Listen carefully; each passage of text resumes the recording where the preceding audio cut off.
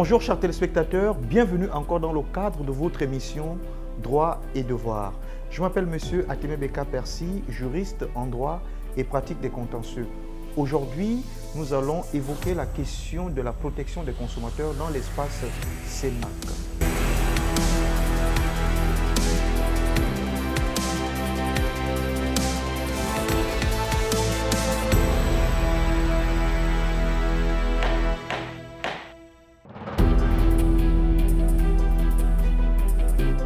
Alors, la définition juridique ou légale du consommateur est identique, est la même dans toutes les juridictions, dans toutes les législations au monde. Si vous allez dans l'Union européenne ou en Afrique centrale dans la CEMAC, vous allez retrouver que toutes ces définitions du consommateur sont identiques. Alors, le mot consommateur, lorsqu'on l'entend, on a déjà envie de penser qu'il s'agit uniquement de celui qui achète des denrées alimentaires ou bien des produits comme la boisson ou de l'eau, parce qu'on entend le mot consommation. Mais la consommation ne se limite pas qu'à ces trois choses. La loi définit le consommateur comme toute personne physique qui, dans le cadre du contrat qu'il passe avec une autre personne qu'on appelle le professionnel ou l'opérateur économique, s'engage à utiliser les biens, les services et les produits de ce professionnel. Ça veut dire que dans cette définition, deux critères permettent de définir un consommateur. Le premier critère, c'est qu'il s'agit, la loi parle de personne physique, toute personne physique.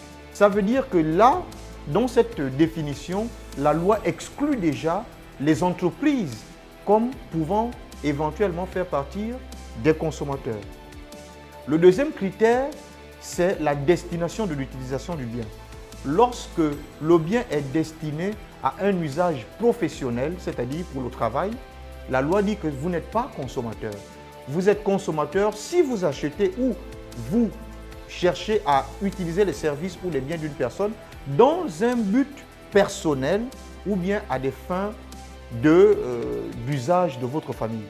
Donc la définition du consommateur, c'est toute personne physique qui utilise des biens et services à des fins personnelles.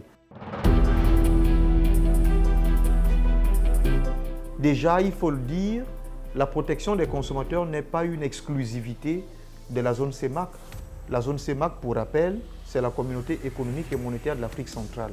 Une communauté qui regroupe 6 pays de l'Afrique centrale, dans laquelle le Gabon est un État membre. Alors, la protection des consommateurs, la CEMAC a été préoccupée, comme ailleurs, notamment dans l'Union européenne, où effectivement le législateur de l'Union européenne a également montré le désir de protéger les consommateurs. Alors, en zone CEMAC également, en 2019 et en 2020, la CEMAC avait pris 2 règlements dans l'objectif de protéger les consommateurs. Mais pourquoi faut-il protéger le consommateur? C'est la question. Alors, on protège le consommateur parce que lorsque le consommateur va s'engager dans le contrat pour utiliser le bien ou le service du professionnel, le consommateur n'est pas suffisamment qualifié pour savoir utiliser la chose. Il n'est pas suffisamment informé pour savoir comment il faut utiliser la chose. Imaginez-vous, si vous allez à une pharmacie, vous demandez que vous êtes malade, vous dites à un vendeur en pharmacie que vous êtes malade et le vendeur en pharmacie vous donne le médicament sans vous dire comment l'utiliser et à l'intérieur du médicament, il n'y a pas de papier qui vous donne le dosage à prendre. Qu'est-ce que vous allez faire? Vous serez perdu. C'est pour éviter cette situation que la loi a estimé que le but n'est pas de vendre, le but n'est pas de transférer des services, il faut aussi communiquer au consommateur qu'il doit suffisamment être informé, il doit être protégé, il doit savoir ce à quoi il s'engage lorsqu'il se met en rapport contractuel avec le professionnel. C'est donc dans ce souci de protection, parce que c'est un profane, le consommateur on l'appelle encore le profane ou le non professionnel, c'est dans ce souci de protection en s'imaginant qu'il n'a pas assez de connaissances sur le produit dans lequel il s'engage à faire usage Voilà, la loi estime pour ces circonstances qu'il mérite d'être protégé vis-à-vis de celui avec qui il se met en rapport de contrat qu'on appelle le professionnel. En zone CEMAC, deux importants règlements ont été pris, sinon plusieurs. En ce qui concerne la protection des consommateurs, il y a essentiellement le règlement de 2019 qui protège de façon générale les consommateurs dans l'espace CEMAC, la communauté économique et monétaire de l'Afrique centrale, qui réunit 6 pays de l'Afrique centrale. Il y a également un autre règlement de la CEMAC, ce sont des textes de loi qu'on appelle des règlements. Il y a un autre règlement qui a été pris spécialement pour les consommateurs des services bancaires. C'est le règlement 01 numéro 20. Donc tous ces règlements ont pour but de protéger ceux qui utilisent des services pour pouvoir les utiliser avec de meilleures qualités. Par exemple, le règlement sur la protection des consommateurs pourrait par exemple obliger le professionnel à ne pas vendre à une femme enceinte un médicament qui pourrait l'exposer à une perte de son fœtus, ou encore à quelqu'un qui est au volant de ne pas pouvoir s'administrer certains médicaments. Toutes ces informations sont utiles pour éviter les risques d'usage par méconnaissance, par ignorance, parce que le profane, c'est celui qui ne connaît pas. Donc voilà pourquoi la loi estime qu'il faut suffisamment le protéger par rapport à celui qui maîtrise le produit qu'on appelle le professionnel. Donc, en gros, celui qui offre le produit sur le marché.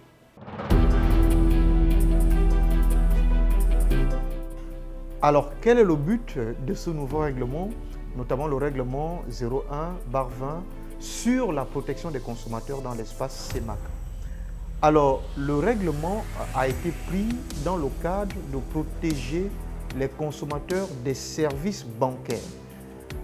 Qui sont les consommateurs des services bancaires? De façon simple, la loi parle ici des clients qui sont les clients des différentes banques. Lorsque vous êtes un client d'une banque, lorsque vous sollicitez les services d'une banque, que ce soit de façon à être client ou à être étudiant par exemple, parce qu'il y a des étudiants qui sont également bancarisés dans les différentes banques aujourd'hui au Gabon. Lorsque vous êtes dans une banque en tant que client, vous êtes considéré comme un consommateur des services bancaires. Alors le règlement numéro 01/5 a été pris dans le but de protéger ces différents clients des différentes banques et pas seulement des banques, mais également des établissements de microfinance. Alors quels sont les mécanismes de protection qu'on retrouve dans ce règlement 01/20 sur la protection des consommateurs des services bancaires dans l'espace CEMAC? Alors ce règlement prévoit déjà comme mécanisme de protection l'obligation pour la banque d'informer le consommateur du service bancaire. Ça veut dire que le consommateur ne doit pas, puisqu'on l'a dit au niveau de l'introduction, c'est un profane, le consommateur c'est un profane, c'est quelqu'un qui ne connaît pas toujours les informations de ce à quoi il s'engage. Il vient auprès d'une banque, il ne connaît pas, il veut avoir des services bancaires, mais il n'a pas des informations sur comment cela se passe en pratique. Alors donc ce règlement 01 oblige la banque à informer les différents clients qu'ils ont pour pouvoir permettre à ces différents clients de s'engager en connaissance de cause. Ça, c'est le premier mécanisme de protection. Le deuxième mécanisme de protection qu'on retrouve dans cette loi, c'est que dans ce règlement, c'est que le règlement CEMAC 01/20 donne la possibilité au client qui est dans un contrat, par exemple un contrat de crédit avec la banque, de pouvoir se rétracter, c'est-à-dire le client s'engage, il est déjà engagé, mais la loi lui donne un temps de réflexion, c'est ce qu'on appelle en droit le délai de réflexion. Donc, même si le contrat a déjà été signé avec la banque, le client qui a sollicité le crédit bancaire, par exemple, a un droit de se rétracter, le droit de revenir sur sa décision, même si le contrat avait déjà été signé. Et il ne risque aucune sanction au regard de ces règlements 01. La loi donne 3 jours au minimum au client pour pouvoir se rétracter dans le cas de son délai de réflexion.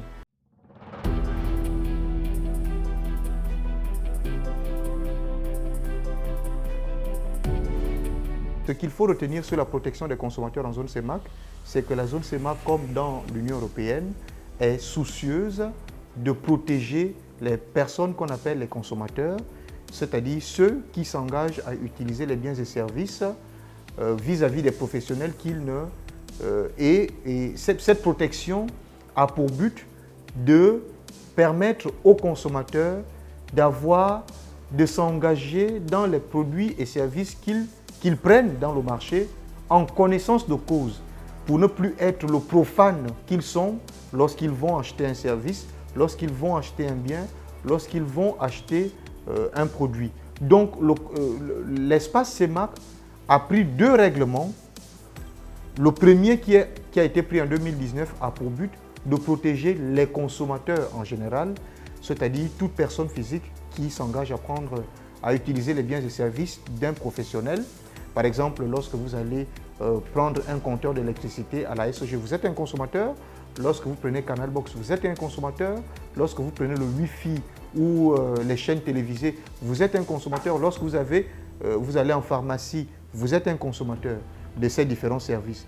Également, la zone CEMAC a pris un deuxième texte qu'on appelle le règlement 01/20 qui a pour but de protéger uniquement les consommateurs des services bancaires en mettant à la charge de toutes les banques l'obligation d'information des différents clients qu'ils ont, qui est le premier mécanisme de protection, mais également de permettre aux clients d'avoir la possibilité, les clients des services bancaires, d'avoir la possibilité de revenir sur leur engagement dans un délai de réflexion que la loi leur accorde. La loi donne 3 jours minimum aux différents clients des banques, même s'ils ont déjà signé des contrats avec ces banques, de revenir sur leur engagement s'ils estiment qu'ils ont été mal orientés ou bien s'ils estiment qu'ils se sont engagés sans pour autant avoir toutes les informations qu'il faut pour pouvoir s'engager à ces différents services bancaires. Donc, le règlement 01/20 donne un délai minimum de 3 jours qui peut être étendu par les législations nationales jusqu'à 2 semaines lorsqu'il y a eu démarchage entre le client et l'établissement de microfinance ou l'établissement de crédit qui est la banque.